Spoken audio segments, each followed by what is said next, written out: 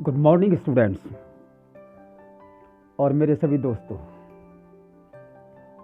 आज मैं बात करूंगा प्रोपोर्शन यानी अनुपात की।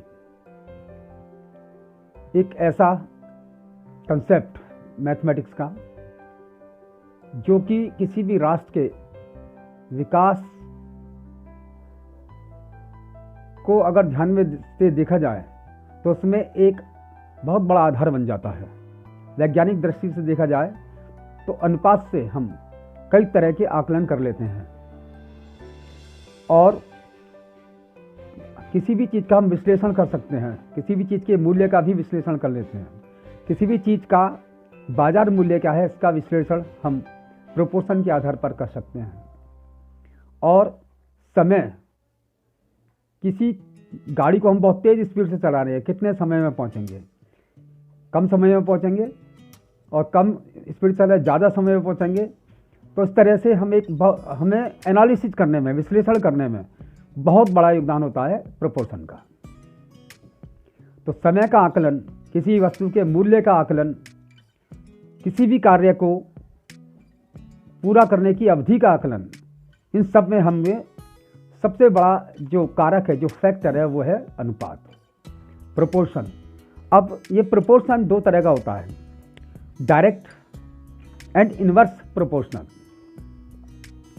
डायरेक्ट प्रोपोर्शन, इसको हिंदी में बोलते हैं अनुलोम अनुपात।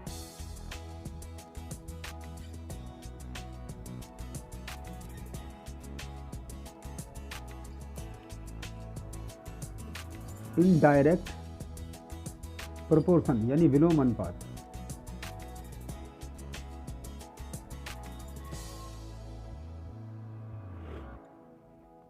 अब आप समझेंगे कि डायरेक्ट प्रोपोर्शन और इनडायरेक्ट प्रोपोर्शन है क्या। अनुलोम अनुपात यानी सीधा अनुपात। अगर किसी बुक, एक बुक का मूल्य, cost of one book, cost of one book is ₹15, then cost of 4 books is ₹60। हमने देखा एक किताब की कीमत 15 रुपये और 4 की 60। किताब पहले एक थी तो कीमत 15 रुपये थी, किताब की कीमत बढ़ाई तो कीमत भी बढ़ गई, यानी उसका मूल्य बढ़ गया, उसकी कॉस्ट बढ़ गई। हमने क्या देखा, अगर हम रेशो देखें तो 1/50 और 4/60, 1/15 रेशो दोनों बार इक्वल आया, 1/15, 1/15। तो ये दर्शाता है डायरेक्ट प्रोपोर्शन यानी अनुलोम अनुपात को। अब आता है एग्जाम्पल इनडायरेक्ट प्रोपोर्शन का यानी विलोम अनुपात का। हम इसमें कहेंगे कि if 3 men can do a piece of work in 8 hours, if 3 men can do a work in 8 hours, 1 man can do the same work is 3 into 8, 24 hours। अगर एक आदमी उसी काम को अकेला करेगा उसको लगेंगे 24 घंटे। 3 आदमी एक काम को 8 दिन में करते हैं, 3 आदमी एक काम को 8 दिन में करते हैं। अब उसी काम को एक आदमी को दे दिया जाए तो तीनों का काम वो अकेले संभालेगा तो उसको लग जाएंगे 24 घंटे। हमने क्या देखा, आदमी ज़्यादा है, समय कम है, यानी 3 आदमी है तो केवल 8 घंटे लग रहे हैं, और अगर एक आदमी कर दिया तो 24 घंटे लग रहे हैं। अगर हमने एक क्वांटिटी की वैल्यू को कम कर दिया तो उसी के कॉरस्पॉन्डेंस जो दूसरी क्वांटिटी है उसकी वैल्यू बढ़ गई। तो ये दर्शाता है हमारा इनडायरेक्ट रेशो। यह है इनडायरेक्ट रेशो। वो इनडायरेक्ट प्रोपोर्शन, और ये था हमारा डायरेक्ट प्रोपोर्शन। अब डेफिनेशन क्या हुई डायरेक्ट प्रोपोर्शन की?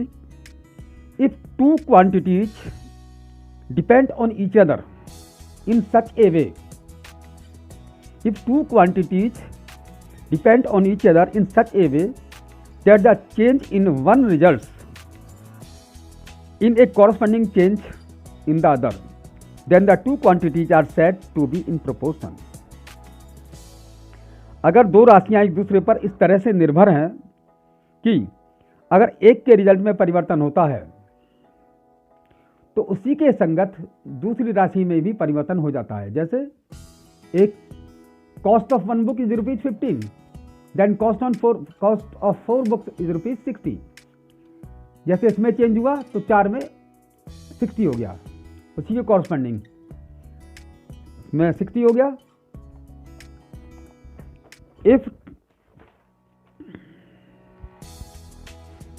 If two quantities depend on each other in such a way that increasing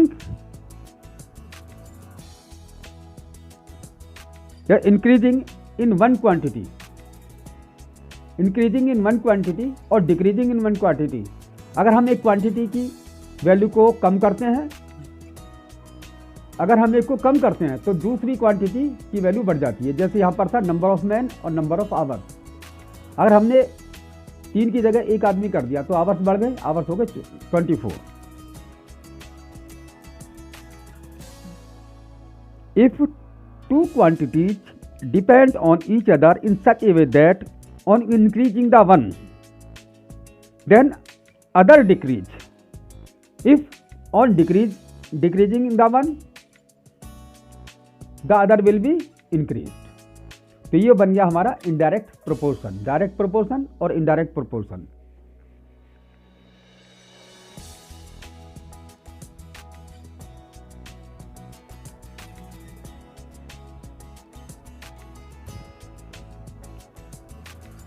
अब हमने इसमें क्या देखा?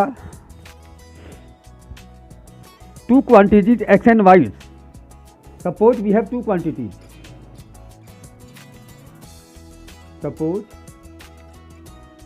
we have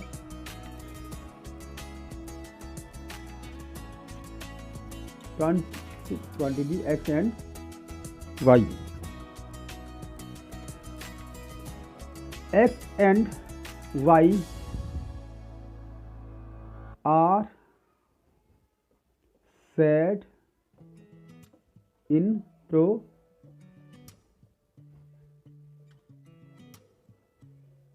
direct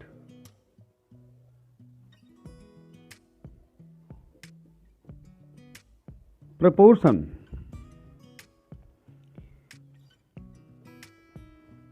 अगर हम ये दोनों डायरेक्ट में हैं, अगर वैल्यू ऑफ एक्स,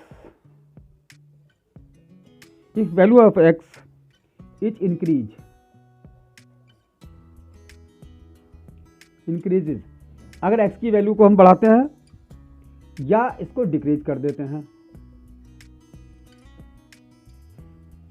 तो वैल्यू ऑफ वाई,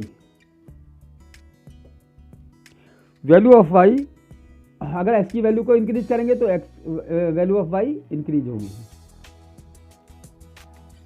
और अगर इसको डिक्रीज करते हैं, अगर एक्स की वैल्यू को डिक्रीज करते हैं तो वाई की वैल्यू भी डिक्रीज, ये भी डिक्रीज हो जाएगी। तो हमने इसमें एक चीज क्या देखी कि हमेशा x on y, x and y in direct proportion, then x upon y equal to k, where k is constant।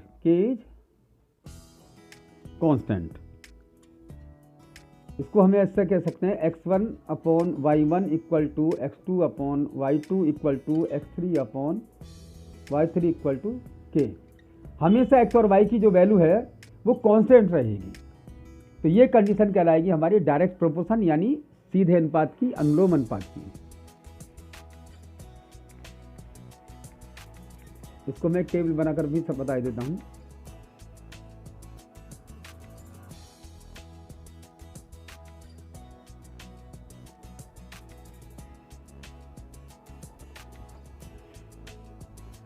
हमारे पास दो क्वांटिटी, एक तो है x, एक है y। अगर x की वैल्यू 4 है तो y की हो जाएगी, y की है 8। अब हमने इसकी कर दी 5, ये हो जाएगी 10, ये 6 तो ये हो जाएगी 12, ये 7 तो ये हो जाएगी 14। हमने क्या देखा कि 4/8, 5/10, 6/12, 7/14 इक्वल टू, यानी 1/2 आ गया, 1/2।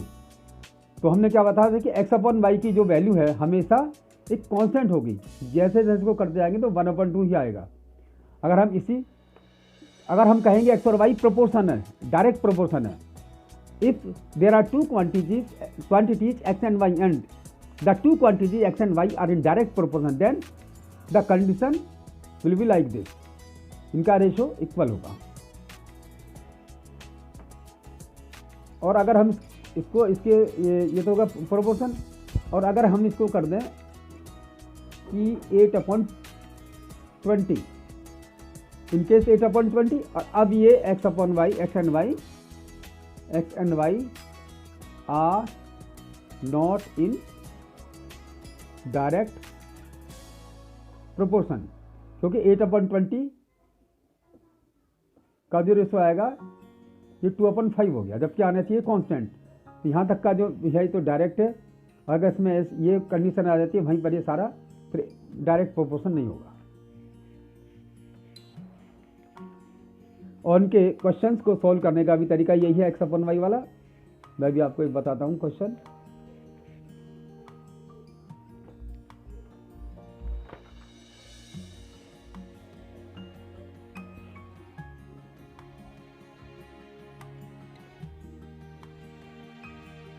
If 18 dolls cost ₹630, if 18 dolls cost ₹630, how many dolls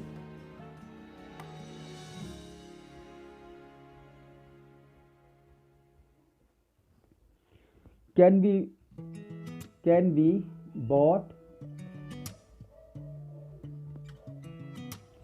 for ₹455? जो 18 डॉल्स है, 18 डॉल्स की कीमत है 630 रुपये, तो पूछ रहे 455 रुपये में कितनी डॉल्स आएंगी। तो उसका सबसे आसान तरीका है, हम ये दो कॉलम बना लेंगे।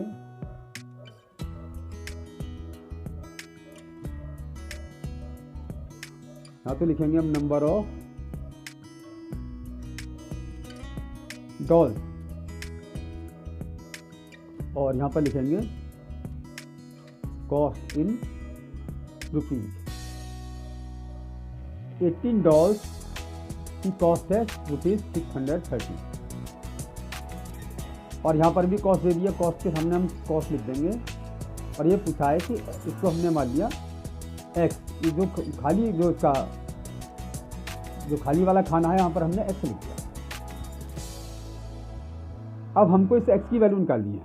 अभी मैंने आपको बताया था कि x/y यानी 18/630, और ये हो जाएगा आपका x/455,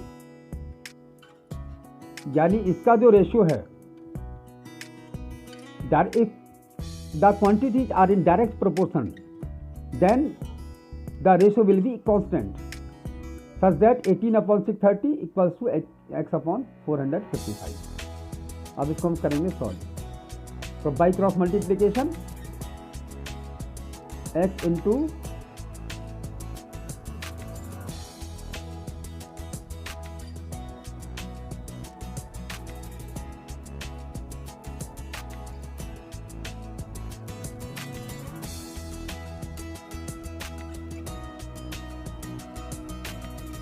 9 2 जा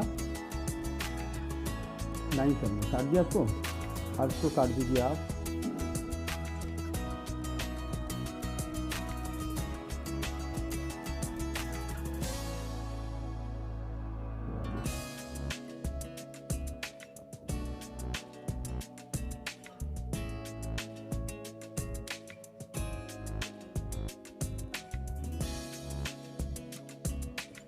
आ गया, यानी कि number of dolls for ₹455 equal to 30। यहाँ पर आ जाएगा ये आपका x इक्वल टू $13। तो इस तरह के क्वेश्चंस को सॉल्व करने का तरीका होता है कि this quantity upon this quantity equals to this quantity upon this quantity, इसी तरह से करते चले जाओ अपन। अब एक क्वेश्चन और मैं देता हूं आपको, ये क्लास 8 क्वेश्चन है।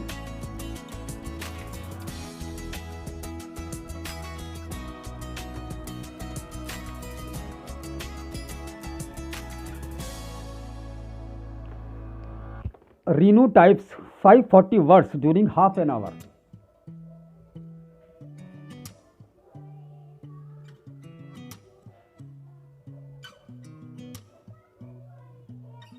Types 540 words during half an hour. How many words?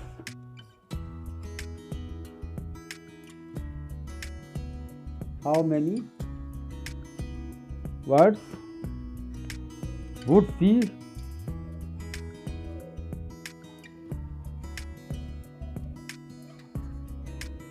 type in 8 minutes? In 8 minutes.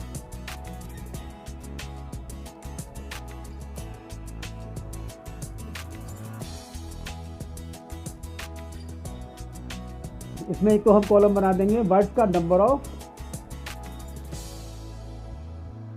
Words, और एक हम बनाएंगे टाइम इन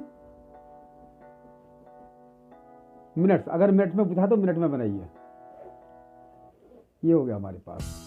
अब नंबर ऑफ वर्ड्स 540 वर्ड्स को समय लेते हैं ड्यूरिंग हाफ एन आवर, यानी आधा घंटा। Half an hour equals to 30 minutes. 30 minutes हो गया। हाँ, आपको बताइए half an hour equal to 30 minutes.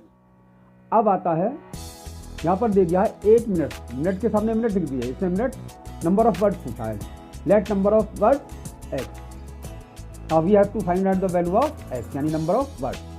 तो वही तरीका, इसका रेशो इक्वल टू इसका रेशो, यानी 540 upon 30 equal to x upon 8, x into 30 equal to 8 into 540, x equal to 8 into 540 upon 30। 0 से 0, इनसे इसको काट दो,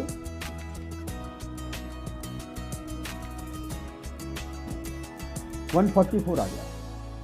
then x equal to 144। Number of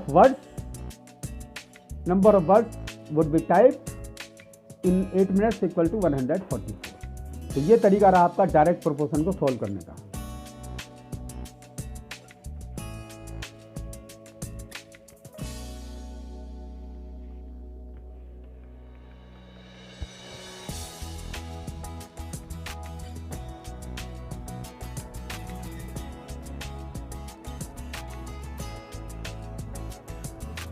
अब मैं आपको बताता हूँ इनडायरेक्ट प्रोपोर्शन में क्वेश्चन को कैसे सॉल्व करते हैं।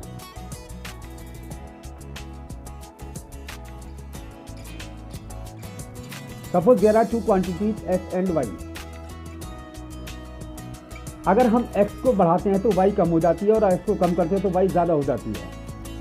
अगर स्पीड ज़्यादा है तो समय कम लगता है। सपोज करो कि हम कोई गाड़ी चला रहे हैं, और अगर उसकी स्पीड ज़्यादा है तो हम कम समय में पहुंचेंगे, और स्पीड को कम करने के लिए टाइम ज़्यादा लगेगा। तो ये इक्वेशन बन जाएगा हमारा इनडायरेक्ट प्रोपोर्शन का। Two quantities x and y are said to be inverse proportion if x y equal to k. इसमें फॉर्मूला होता है एक्स वाई इक्वल टू के, यानी x1 y1 equal to x2 y2 equal to x3 y3 and so on, ये सब equal to के आता है। इस वाले मेथड से इसको सॉल्व कर देंगे।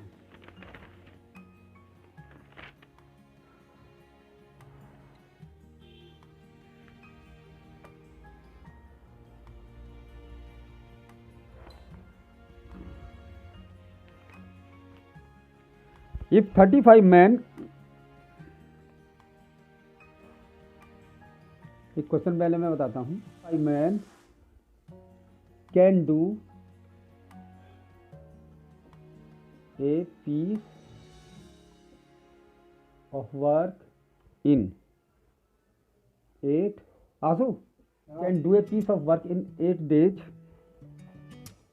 In how many days? In how many days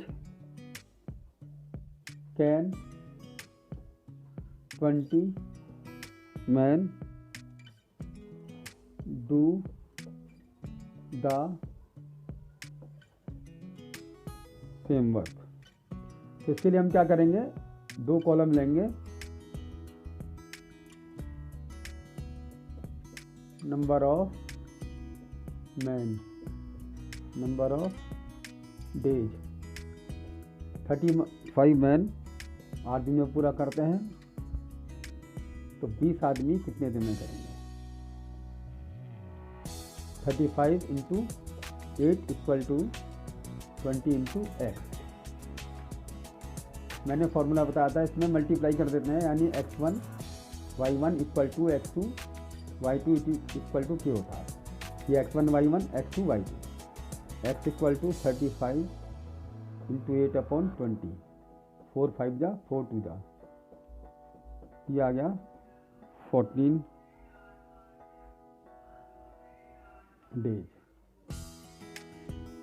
ये 14 डेज आ गया।